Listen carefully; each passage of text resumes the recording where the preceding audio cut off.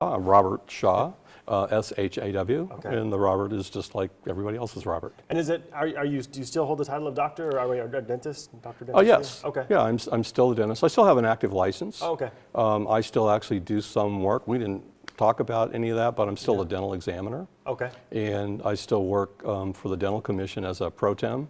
In other words, when they're short of bodies, they go, could you come take this call, or could you come sit in on this hearing? Yeah. So You had a practice here in Spokane for many years, though. did since 1982, so 37 years. Wow. Safe to say you're experienced in dentistry. Yeah, I would say that I'm pretty experienced. Yeah, and also you're pretty, I guess, I don't know if the right term is aware, or you're pretty kind of well-versed on dental travel, people going to other countries to seek dental work. I've had a lot of experience with that, in part because of a position I had at the American Dental Association on the Council for Dental Practice, and also because I saw a lot of people here in town who had come back from Mexico mostly, with work that was done, and were having some issues, and were finding out that it wasn't quite the same as they thought it was going to be. Okay. For a variety of things, I imagine? For a variety of things, yeah. In some cases, the work was just terrible. In more cases, there were post-operative complications. And unfortunately, if you don't have a dental home, you don't have somebody that you work with, they don't know you, they don't know what you just went through, and it makes it much more difficult for them to sort of prescribe a course of action for what you do next without sort of tearing things apart. That gets expensive for everybody. Yeah, I kind of told you the story that we're doing. I interviewed a local couple, and what she told me was that she needed a couple of bridges and some crowns. So she got an estimate for between $8,000 and $12,000 was her kind of price range that she got for that. And then she said she went to Mexico and got that same work done for about $1,600.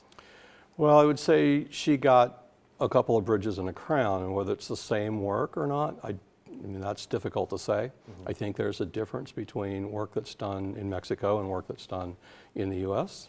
Certainly there aren't any patient protections in Mexico, at least none that I'm aware of. We do have them here. We have a Consumer Protection Agency, for one. You have the Dental Disciplinary Board, what we call DQAC, the Dental Quality Assurance Commission. That's another. You have general expectations that dentists will provide services at a certain, least minimum professional level, and meet a minimum professional standard when they do that. You don't necessarily have that in other countries. I think you do in some. I think it's possible to get nice work done by some people. The question is, how do you find out who those people are? Here, if you've got a problem with a dentist or you're thinking about changing, you can call the Department of Health and say, you know, does this person have disciplinary action against them, and if so, what is it for? Don't think you can do that out of the country. Can you understand why some Americans seek treatment abroad?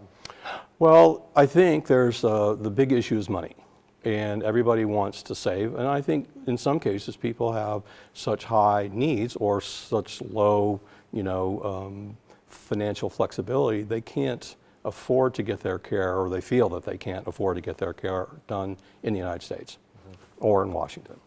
Right. So I see why a person might say, well, I need to go to Mexico to get it done, or I can't get it done at all.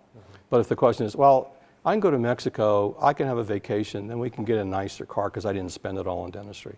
I think a lot of people view dentistry as sort of a commodity. A crown's a crown is a crown. And not a relationship. And I think that people should be in a dental home where they have a relationship with a practitioner who we hope is following them closely, advising them of things they're not doing, advising them of things they seem to be doing well, and kind of giving them an idea of what the long-term outlook might be for their teeth.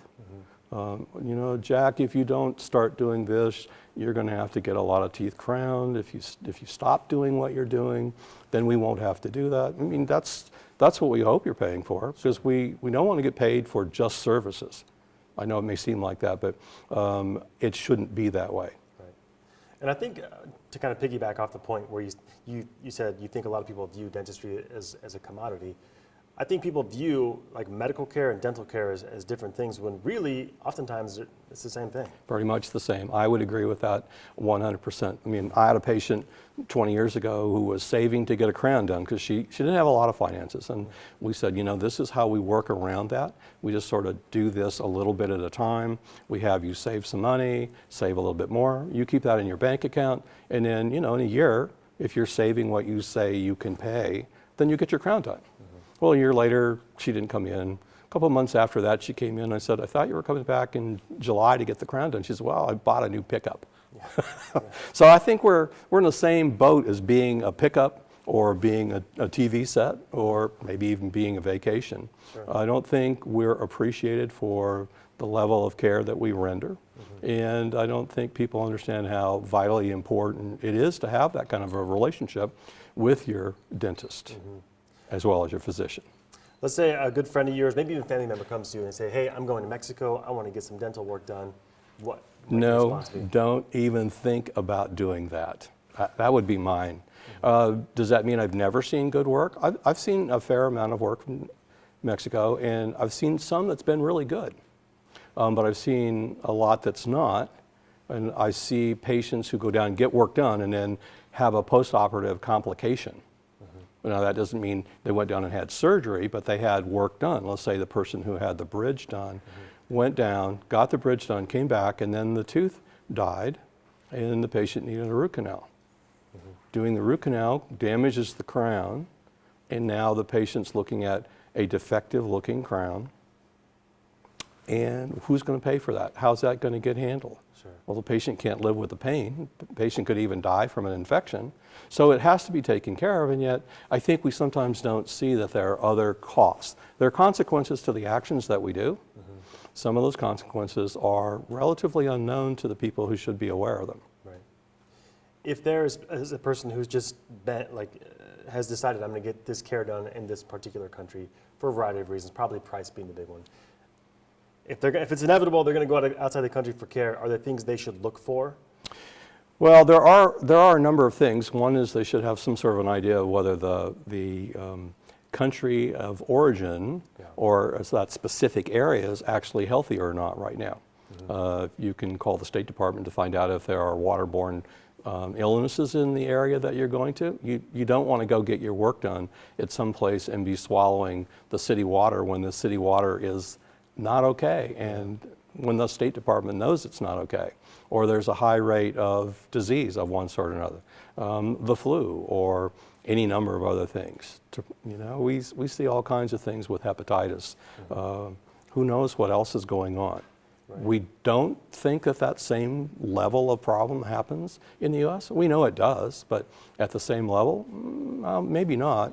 And I think we also have a little bit of more of a handle on what's going on if it's a U.S.-based dentist. So that's one thing. Check with the State Department, make sure that things are okay. You may want to check with a border state. So if you're going down and you're bordering California or Arizona, you might want to check and find out if the person you're going to go see already has some sort of public record that people might want to know about. I'm not sure if it's possible to talk to people in Mexico, but you might want to ask the dentist, where did you go to school? You might want to find out whether that school is one of the ones that are actually recognized by the American Dental Association as being reasonable schools. Now, by reasonable, what do I mean? Do I mean the same kind of education you get here? No, probably not. But the quality of some educational programs in Mexico is improving rapidly. Some people would say, well, it's about what we did in the 80s. And in some states, like in California, they are actually licensing some people with Mexican training to work in California because their shortage is fairly high. It's a population issue. You know, my Spanish isn't too good. And I think that is a part of the problem in some areas. We have certainly large blocks of the population not getting care because they aren't a block of the normal, what we call the normal average patient. Sure. There's no like international accreditation that's kind of recognized for dental working like that? No, not really. Okay. The American Dental Association does do some recognition of some programs, The question is, are you going to call up the guy that you're going to see and say, hey, I'd like to see some of your educational records. You know, did you go to one of these 3 schools? Right. Well, what do you do if you didn't? And go, well, I guess it's still okay. Or we go, well, I'd like to make that call, but you know, we're just here for a week. I don't have time to do that. Sure. It sounds like, if I'm reading you correctly, it's possible to get good work done in a different country, perhaps Mexico, but you're assuming a lot more risk by doing so. I believe that's exactly correct. Okay. Oh, gosh, am I leaving any kind of major points out that we talked about at all? And if you were to counsel somebody considering to go to Mexico, you would say, look, you need to consider this, this, and this, and this before you make that.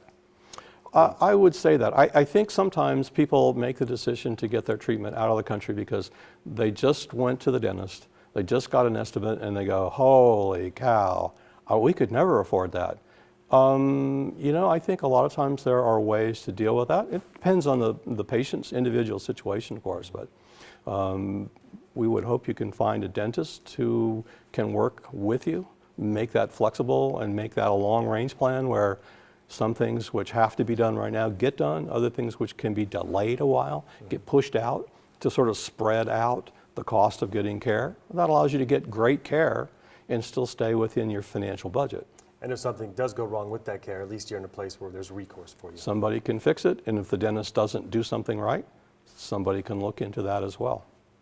Perfect. I think you answered the main questions I had about this story. Okay. Cool.